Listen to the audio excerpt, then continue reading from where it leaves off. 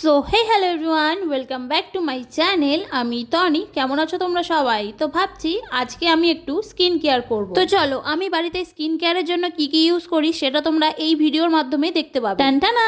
তো গাইস, আমি এখানে সবকিছু একসাথে নিয়ে নিয়েছি। আমার স্কিন কেয়ারের জন্য যা যা দরকার, হাতের কাছে যেটুকু রয়েছে তা দিয়েই কিন্তু আমি আজকে এই স্কিন কেয়ারটা করব। তো সবার প্রথমেই আমি একটা কাচের বাটির মধ্যে একটু ডালের গুঁড়ো নিয়ে নিয়েছি। আর আমি কিন্তু এই ডালের গুঁড়ো একসাথেই অনেকটা করে রাখি, পরে যখন আমার দরকার হয় তখন সেখান থেকেই একটু একটু করে নিয়ে নিই। তারপর আমি এখানে নিয়ে নিয়েছি 1 চামচ কাঁচা দুধ। এখানে কিন্তু পরিমাণটা তোমাদের উপর নির্ভর করবে তোমরা কতটা মেশাবে তার উপর। তারপর নিয়ে নিয়েছি একটু অ্যালোভেরা জেল। আর তোমরা চাইলে এখানে একটু হলুদ অ্যাড করতে পারো। আমি যেহেতু ভুলে গেছি তাই হলুদ অ্যাড করতে পারিনি। এরপর এটাকে চামচ দিয়ে ভালোভাবে মিশিয়ে নিচ্ছি যাতে করে সুন্দরভাবে মিক্সড হয়। আর তোমরা যে এই থালার মধ্যে একটা কমলা লেবু দেখতে পেলে, সেটা কিন্তু আমি এখানে অ্যাড করিনি। সেটা কিন্তু আমি স্কিন কেয়ার করতে করতে খেয়েছি, তাই এখানে থালার মধ্যে রেখেছি। এরপর 1 চামচ গোলাপ জল দিয়ে আবার ভালোভাবে এটাকে মিশিয়ে নিচ্ছি। আর আমি কিন্তু এখানে 1 ফোঁটাও জল অ্যাড করিনি। তো আমার এই মিশ্রণটা রেডি হয়ে গেছে। তো এটাকে এবার আমি ফেসের মধ্যে অ্যাপ্লাই করব। এরপর একটি ব্রাশের সাহায্যে আমি এটাকে ফেসের মধ্যে অ্যাপ্লাই করে নিচ্ছি। যেহেতু আমার কাছে ব্রাশটি রয়েছে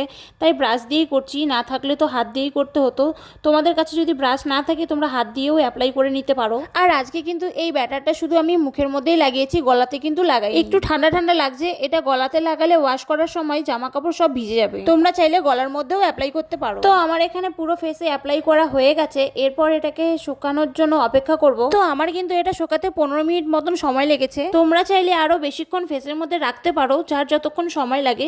যেহেতু এটার মধ্যে কোনো কেমিক্যাল মেশানো নেই তাই কোনো সাইড এফেক্ট কিন্তু করবে না। তো দেখো 15 মিনিট পর আমার মুখটা এই অবস্থা হয়েছে, শুকিয়ে একদম চটচট করছে। এটা কিন্তু আমার মুখে ভালোভাবে শুকিয়ে গেছে। তো চলো এবার মুখটা ওয়াশ করে আসি, তারপরে তোমাদের সাথে কথা বলছি। তো গাইস দেখো, আমি কিন্তু মুখটা ওয়াশ করে চলে এসেছি। আর তোমরাই পার্থক্যটা একবার দেখে নাও। জল দিয়ে ধুয়ে আসার পর আমার মুখটা কতটা ফ্রেশ লাগছে একবার দেখো। এরপর তোমরা কি করবে, তোমাদের কাছে যদি কোনো সিরাম থাকে তাহলে মুখে সিরাম লাগিয়ে নেবে, নয়তো যদি কোনো ময়শ্চারাইজার থাকে তাহলে ময়শ্চারাইজার অ্যাপ্লাই করে নেবে। যেহেতু আমার কাছে অ্যালোভেরা রয়েছে তাই আমি অ্যালোভেরা অ্যাপ্লাই করে নিচ্ছি। আর এবার দেখো গাইস, কতটা গ্লেজি দেখাচ্ছে মুখটা। সত্যি বলছি, পুরো ফ্রেশ লাগবে মুখটা, পুরোই ফ্রেশ। আর যেহেতু আমি মুখ ধুয়ে এসেছি তাই কপালে সিঁদুরটা কিন্তু উঠে গেছে, তাই এখানে আমি একটু সিঁদুর পরে নিলাম। সো আজকের ভিডিওটা এই পর্যন্তই। দেখা হচ্ছে তোমাদের সাথে নেক্সট কোনো ব্লগে। ততক্ষণের জন্য টাটা।